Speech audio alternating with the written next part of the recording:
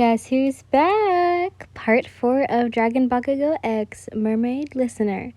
So there are some words that I'm going to missay, I guess. Mispronounce. I don't know. I'm stupid. But basically, they are French words. And sorry if I do say these wrong or they're not correct. I use Translate because I don't know how the fuck to say French words. But basically, we have Florin de la Luna Liner and Chris de la Luna. Those are basically French words, but anyways, let's get on. Also, sorry for all you non-binaries and boys who read this. You're going to have to wear a dress through this. Sorry. Here you go, Yin. Reagan smiled, giving you freshly picked flowers. Your face shined as she would give you fresh flowers every day, making the place have more color with them. Bakugou smiled at that every time. That was all yesterday, and now a different maid was at your service. Where is Reagan? You asked the other maid as she brought you food, tears in your eyes. Oh, I'm sorry, my lady, but she has gone missing, she spoke, placing down the tray. And, would you like anything? She asked as she started to walk to the door. I'll eat off her tray, Bakugou said, picking up something and placing it in his mouth.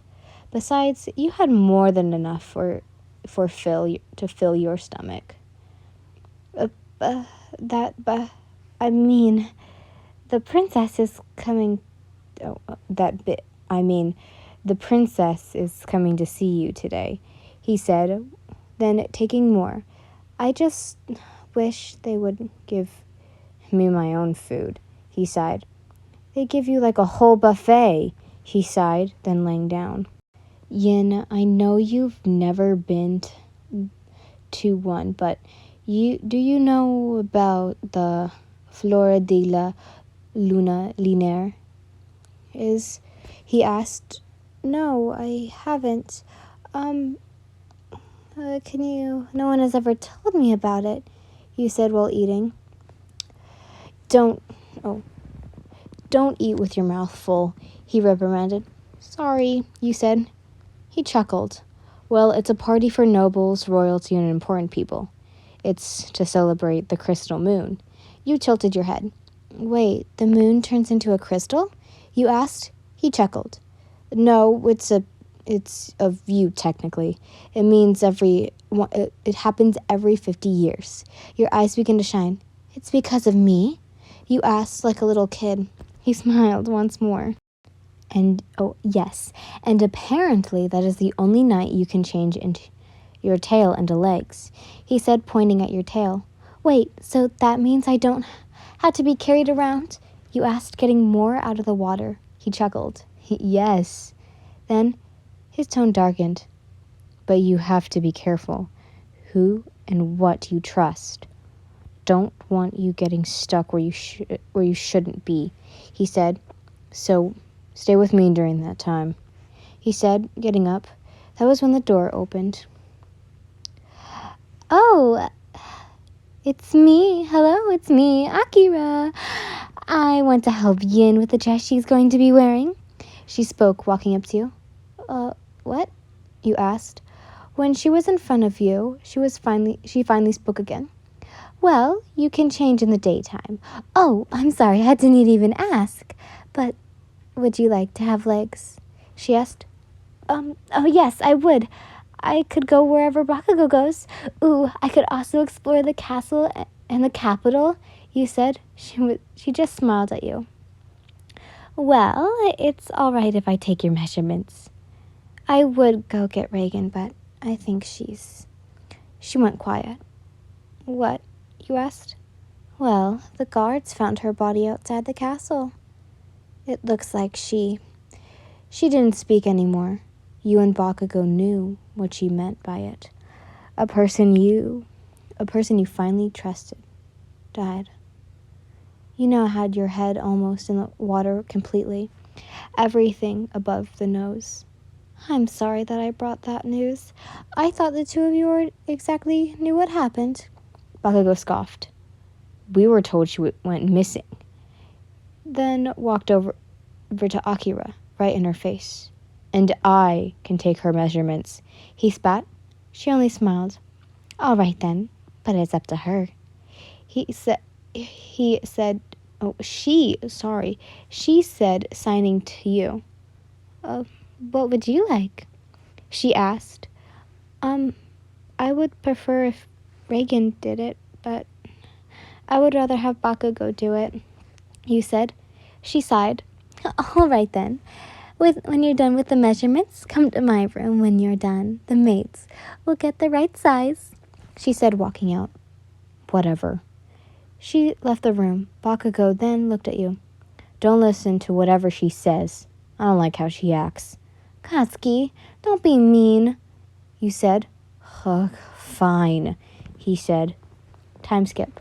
Bakugou was quick to come back. He didn't want people to think he liked her, or heck, loved her. Yin? He asked out. He couldn't find you in the room or the pool. He then ran to the throne room, full of people. Where the hell is she? He spat.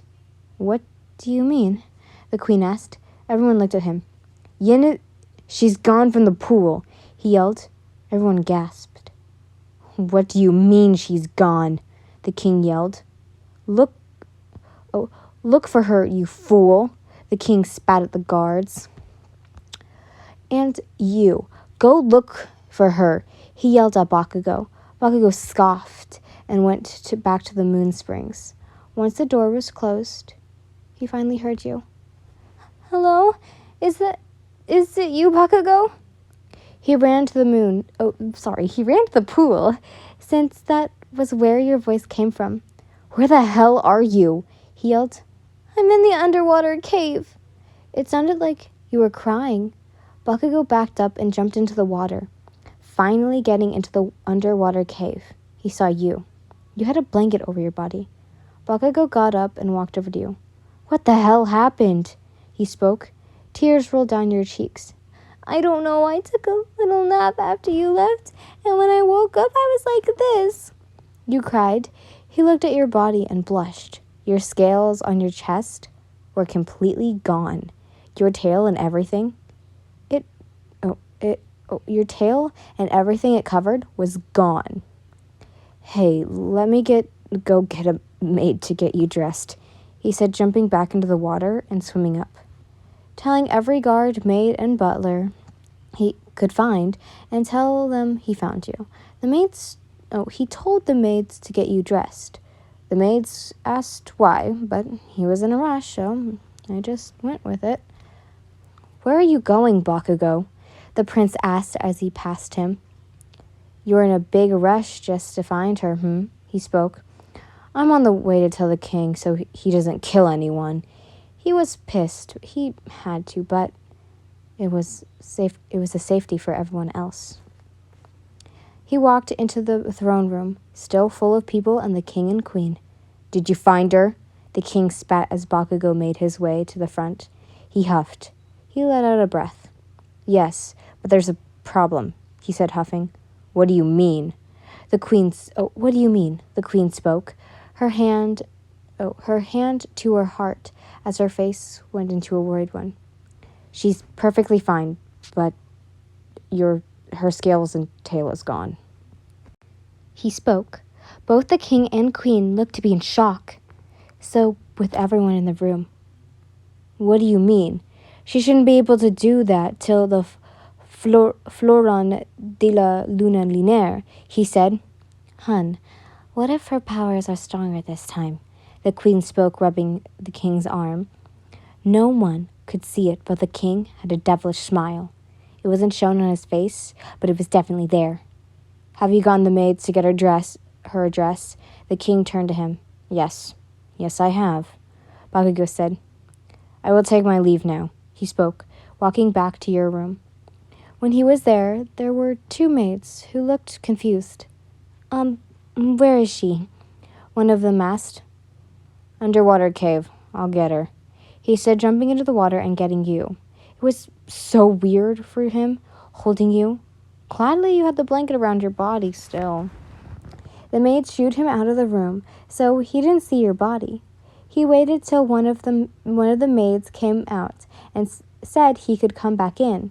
He blushed at the sight of you. The dress you wore was blue, and yet I don't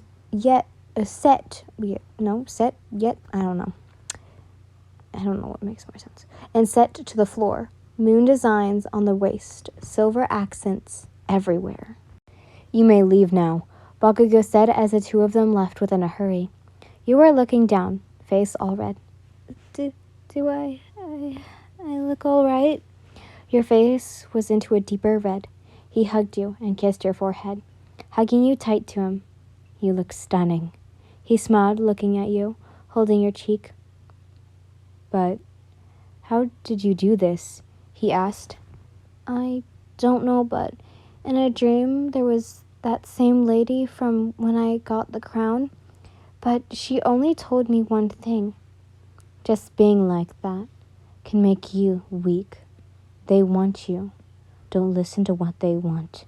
So I will help you. And then I woke up like that. You said, holding him tighter. You never wanted to leave him. What did this dream mean? I should get you a regular room, since it would be hard for you to stay dry, he said, letting go and walking to the door. Could we then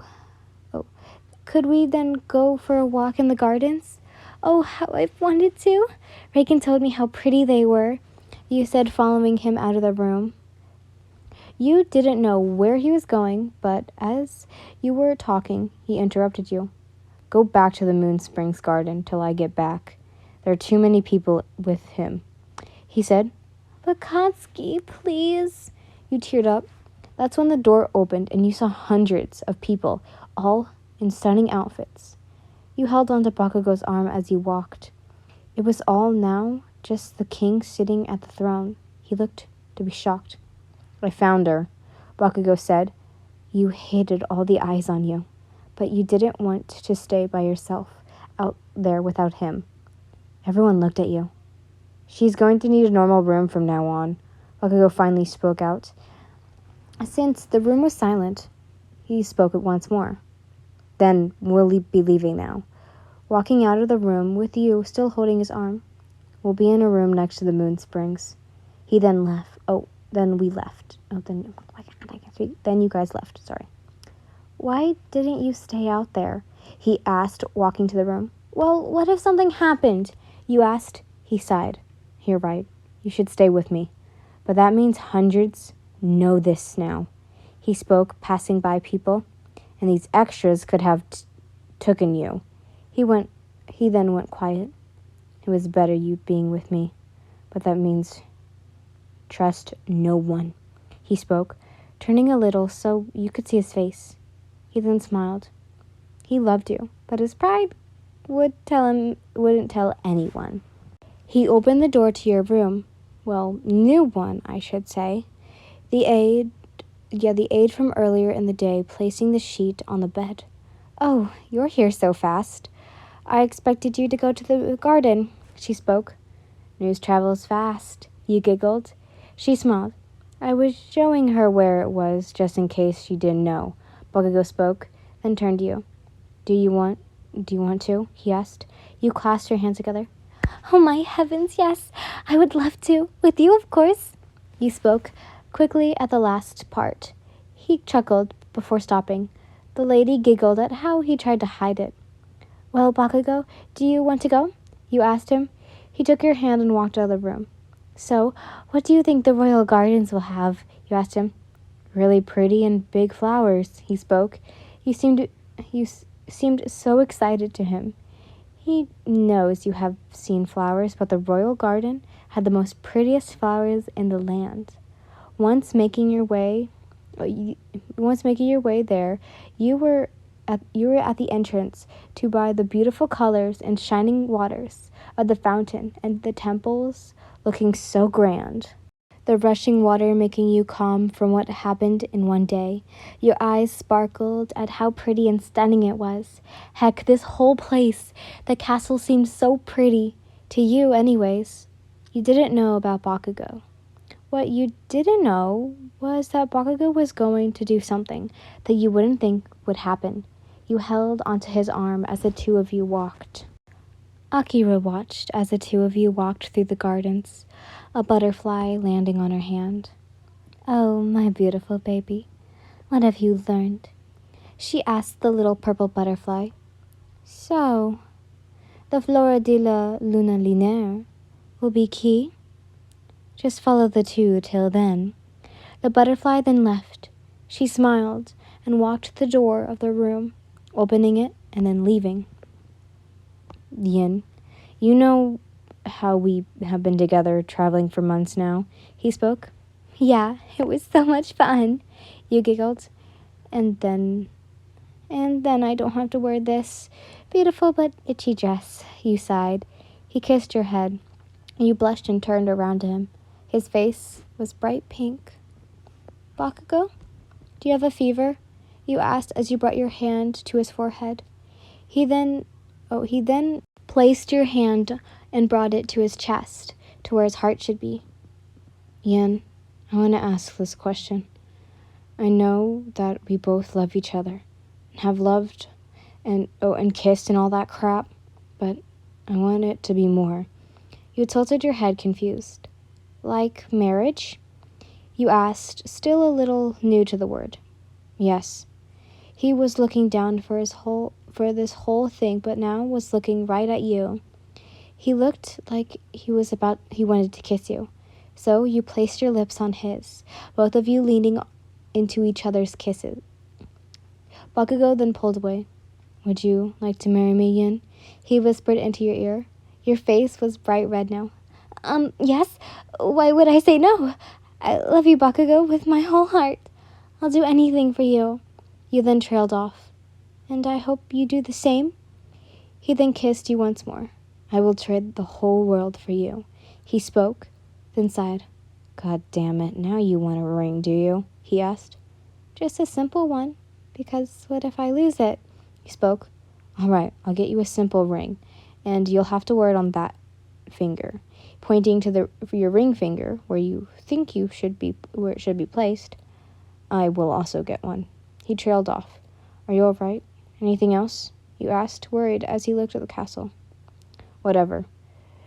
You don't tell anyone. If the king finds out that you're marrying me, he will kill me," he sighed. The both of you soon continued the walk around the garden.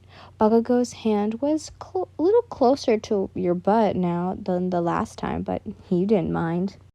Time skip to the Flora de Luna Linear.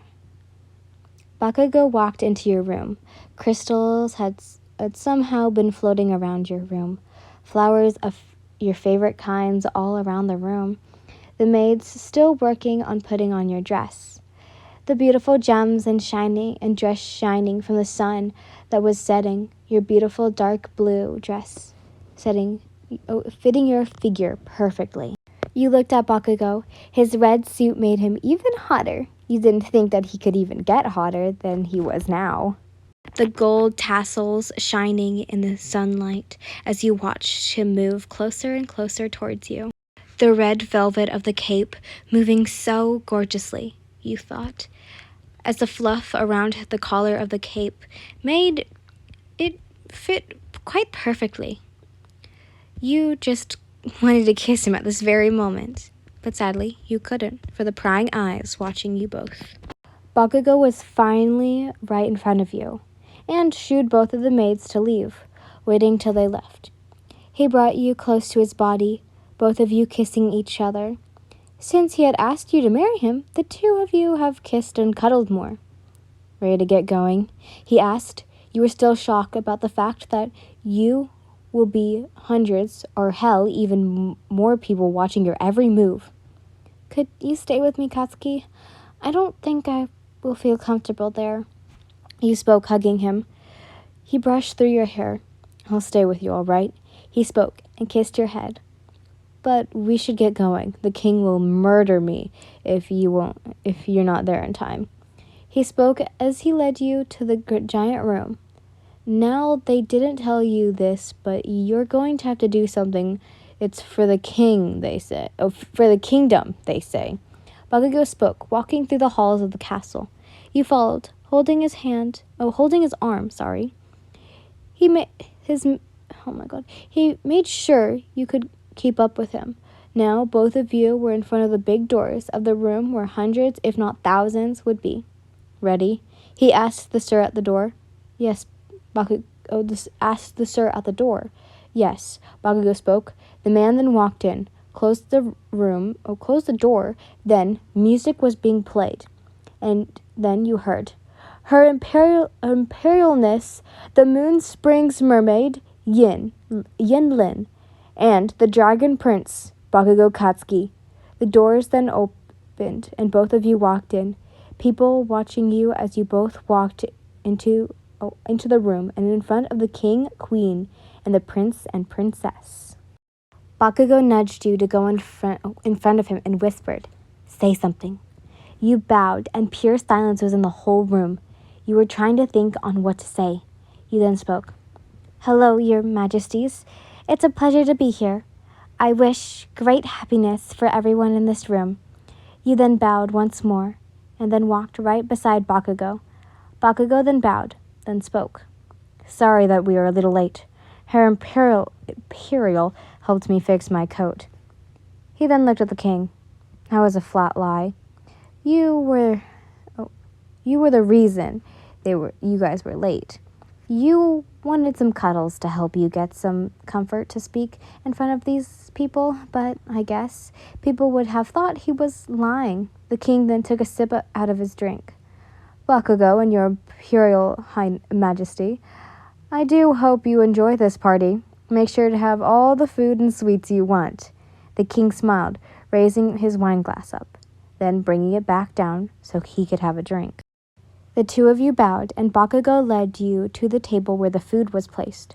Grab whatever you want and eat it. You'll need it for the Cris de la Luna. He spoke as he took what took to be a wine glass. Why? What is that? You asked. He placed his other hand on his face. Ugh, no one tells you shit in this place. Well, it's a show of the past, a show of history, kind of. People will see the great things that this kingdom has done, but not the shit they have done. Bakugou spoke. Most of the stuff this kingdom has done is because of itself. He spoke, then taking a sip of the glass. Your cheeks had been full of sweets and other things they had. Heck, even your hands. You saw Akira walking over to the table. Sir Bakugou, the king and queen wishes to talk with you. She smiled at him. He scoffed, then whispered into your ear. Don't listen to her, whatever the heck she says. Stay here till I get back. He then left, Akira watching. But you noticed something no one else did. A black and purple butterfly.